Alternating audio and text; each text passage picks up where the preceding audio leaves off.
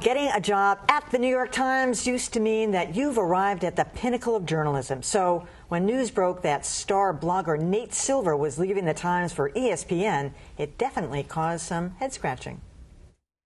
You could say he nailed it.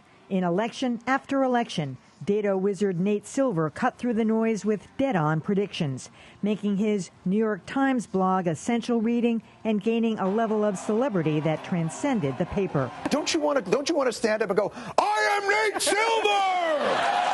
Bow down to me!" Last week, the Times reported that Nate Silver was taking his data franchise over to ABC News and ESPN, where he'll add sports to his numbers crunching.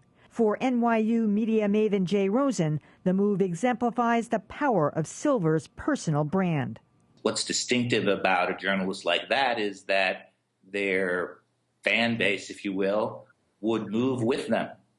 And therefore, they offer a newsroom not only their skills and talents and energy and professionalism as a journalist, but they also offer this audience that comes with them. So why leave the Times? Public editor Margaret Sullivan says the Times tried to keep Silver, but he never really fit in at the paper. While Rosen doesn't think that played into Silver's decision, he agrees that some in the newsroom resented Silver. He upended a lot of horse race journalism, which didn't have a lot of value in the first place, by simply focusing on what the numbers said. He disrupted a form of political reporting that was ripe for a fall. As for what Silver gains at ESPN and ABC News, I think what Silver wants to do is really build a company, a different kind of media company. And he's using the resources of ESPN, which is at this point one of the most, if not the most powerful media company in the country. I wonder how he'll fit in with Keith Olbermann at ESPN.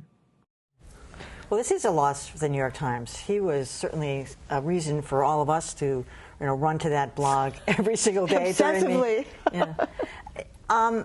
I didn't realize he had that kind of a sports background, though. He was sort of a numbers cruncher back in his day. So this is a skill that he'll bring to ESPN, and I presume ABC News will then use the 538 blog. But I was thinking about some other franchise players, because you think of like Maureen Dowd and the columnists and stuff like that, but then the New York Times a few years ago co-opted that guy, Brian Stelter, who was kind of this rogue blogger about the media, and he was so good that they grabbed him as theirs. It was almost like they didn't want him talking about them, so they made him one of them. Yeah, it's funny. The Nate Silver departure from the Times has gotten so much attention. I mean, it's dominated my Twitter feed, and I don't know about that. and well, it's dominated my Twitter feed, and so many people, like Jay Rosen, for instance, are trying to make sense of this and explain this as some sort of an outgrowth of how the internet has changed the media and all of that. And I read what Jay wrote, and it's very smart, as everything he writes tends to be, but I can't get that excited about this. Nate Silver is leaving for a better job. He loves sports. He's going to ESPN. If you love sports, that's where you go. And he'll continue to have a role in politics. He'll be on TV more. It all makes perfect sense. And there's a fundamental problem with covering politics when that's not the only thing you're interested in. You're all reading Nate Silver's blog quite a bit on November 1st and November 2nd and November 3rd. I'm willing to bet that you probably haven't gone in the last couple weeks because he's posting sporadically. Politics is a game where there are numbers only so many times a cycle, whereas sports there are numbers all the time. And the other areas that he wants to get into, to me, it does make a lot of sense. While we all love the New York Times, ESPN is several times larger in terms of the financial power and in terms of audience reach than the New York Times can be. I do think the one thing that Nate Silver brought to the New York Times, which is important, is that I don't think a Nate Silver would have ever bubbled up from within the New York Times. The newsroom culture at the Times was such that the kind of political reporting, very good political reporting that their staff does, was what was validated, what was approved, and what was pushed.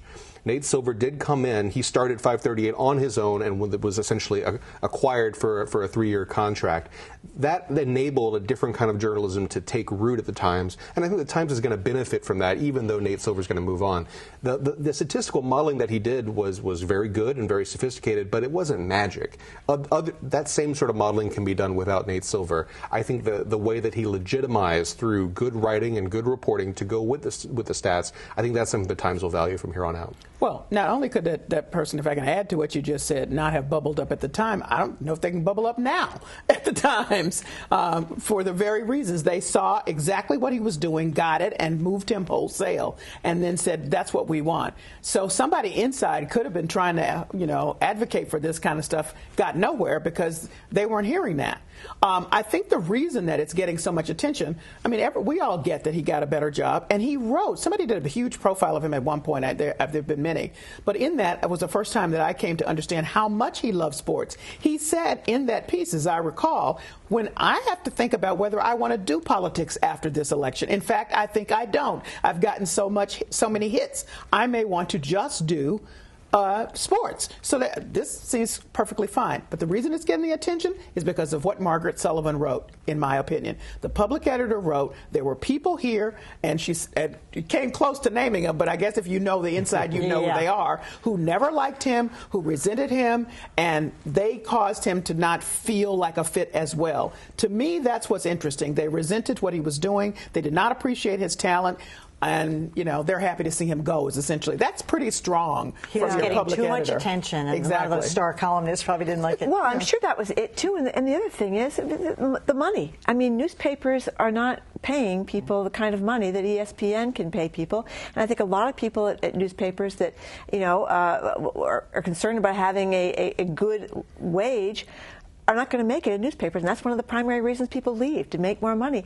And the other thing is, I had a chance to visit the New York Times this week. My kid's there for a summer job. And, they call it the Cathedral of News, the person tells us is walking us around. And you see how they have these long rows of all the books written by all the Times reporters over the years, in the room where they bring the president, and the room where they have all the Pulitzers on the wall. It's really impressive. But it's not the kind of place, I think, as the public editor wrote, where this guy, 37 years old, who's coming in, and don't forget, he was way off the reservation, his predictions about Obama winning. He thought Obama was going to win big time from early on, and nobody else did. So that had to drive everybody crazy. So in that kind of place steeped in history and steeped in tradition, I just don't see his staying there for a career. It just didn't seem like it could happen. And to Josh's point, not only is he getting that right, he can write well. Yes. You want to be really mad. Now you're really mad.